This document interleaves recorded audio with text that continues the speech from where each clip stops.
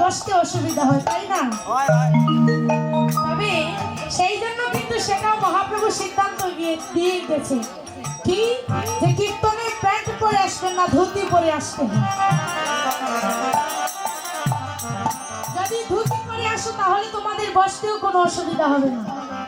তাই তো মহাপ্রভু বলেছে যে যদি কেউ অঙ্গে দোলা মারতে পারে তাহলে তার সকল পাপ তাপ দূরে চলে যায়। আর এই যে ভক্তরা আগে হরি বলে দড়ি করেছিলেন, দেখে আরেকবার বলেন তো। এই হরি নামের দড়ি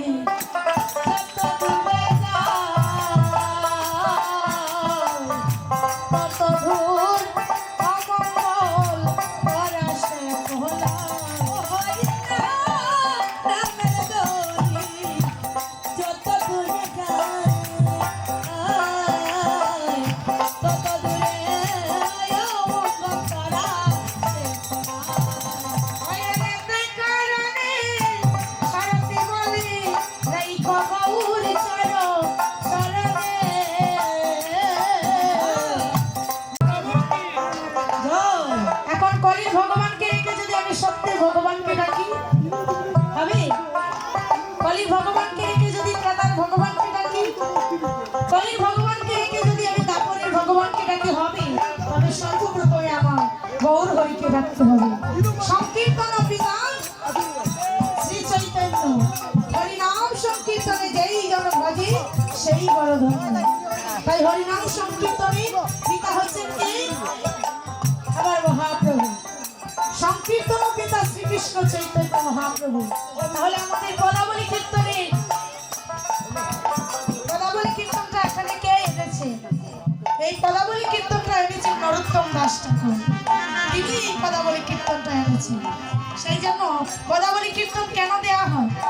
আচ্ছা, আপনাদেরকে যদি কেউ প্রশ্ন করে যে আমরা তো শুনেছি যে তোমাদের হিন্দু ধর্মে এই কলির যুগের একমাত্র নাম হচ্ছে হরে কৃষ্ণ মহামন্ত্র, তাহলে পদাবলী কীর্তন কেন দেওয়া হয়?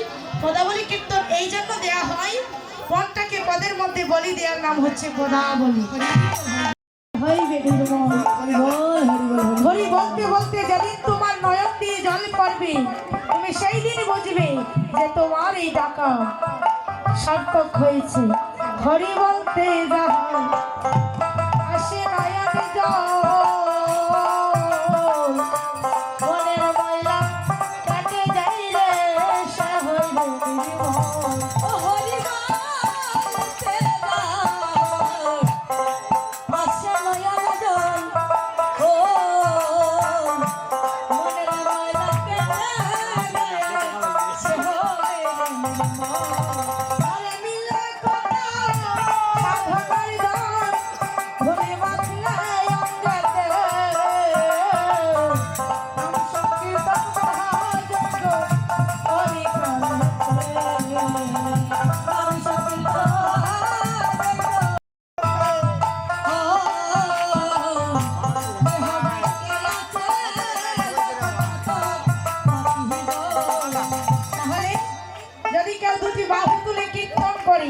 তাহলে তার দেহ বৃক্ষে যত পাতক পাখি আছে উড়ে তারা করে করে দেখো পাখিতে নাম সংকীর্তন মহাযজ্ঞ করি নামে সংকীর্তন মহাযজ্ঞ করি।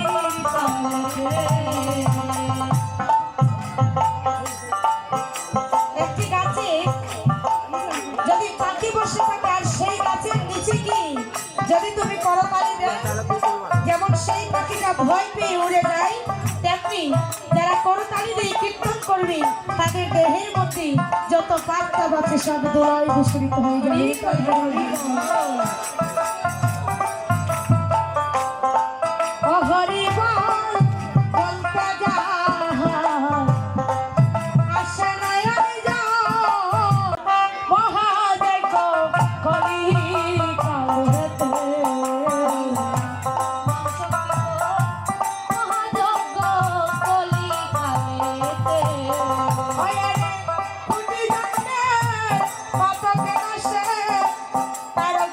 Bye.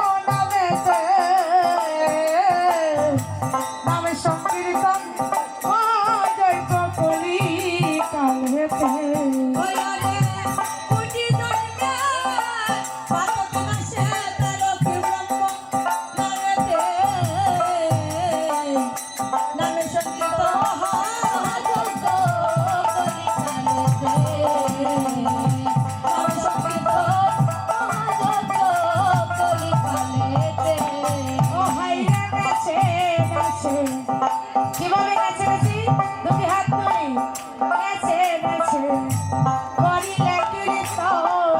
আচ্ছা দিতে যাবে টিকিট কেটে সে বাসে উঠেছে, এমন সময় গিয়ে দেখছে যে সেখানে শুধু একটা সিট খালি আছে, সেটা একেবারে পেছনে। এখন মনে মনে ভাবছে আমি যদি পেছনে বসি তাহলে আমার কষ্ট হবে, আবার সামনের দিকে এগিয়েছে, এগিয়ে দেখছে ড্রাইভারের সিটটা খালি আছে। এখন সেই বুড়িমা কি করেছে, ওই ড্রাইভারের সিটে গিয়ে বসেছে। এখন টাইম হয়ে গেছে, টাইমের গাড়ি। ড্রাইভার এসে বলছে ও মাসিমা, মাসিমা, ও মাসিমা, আগো এখানে তুমি বসলে কেন, তোমার সিট তো পেছনে।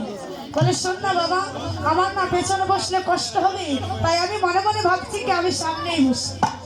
বাবা তুমি যদি সামনে বসো, আমার সিটে বসো, তাহলে আমি গাড়ি চালাবো কি করে। বলছে ও বাবা শোন না, এই কথাটা লক্ষ্য করবে। শোন না বাবা, তুই না হয় আজকে পেছনের সিটে বসে গাড়ি চালিয়ে নে। বাবা এখন পেছনে বসে কি গাড়ি চালানো যায়, কত বড় মুশকিল না। এখন ড্রাইভার বলছে মামা আমি সামনে বসে কিভাবে, আমি পেছনে বসে কিভাবে গাড়ি চালাবো, আমার সিট তো সামনে। এই যে এই কথাটা বলার কারণ কি জানি, মানে বুড়িমা তো জীবন গাড়িতে উঠেছে, উঠে দেখছে যে তার সকল সিট ভর্তি হয়ে গেছে, শুধু একটা সিট খালি আছে। আর সেটা কোথায় বাবা, একেবারেই পেছনের সিট।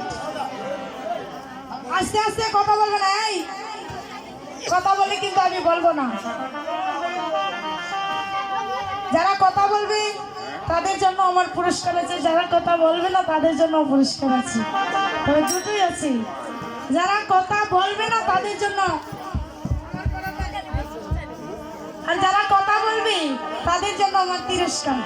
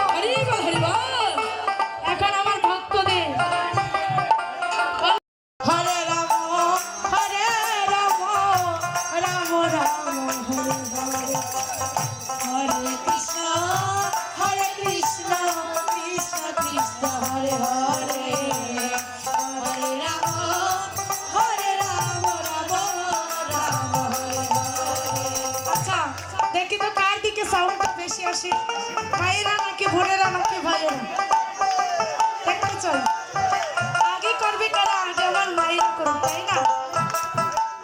আর আমি বাবা কোনো পক্ষে নাই, আমি ভক্তের চরণধুলি চাই, আমি কোনো পক্ষে নাই।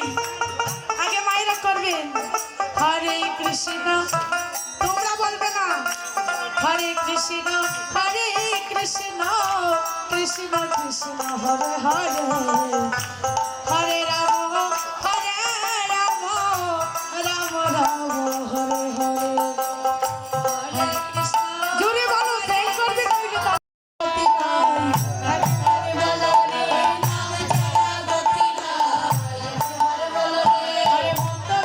সবাই মিলে হরি বল বলো রে, সবাই মিলে হরি বল বলো রে, হরি বলে হরি বল, হরি বল হরি বল, হরি বলে হরি বল, হরি বল হরি বলে হরি বল, হরি বল হরি বল, হরি বল হরি বল, হরি বল হরি বল, হরি বল হরি বল, হরি বল হরি বল।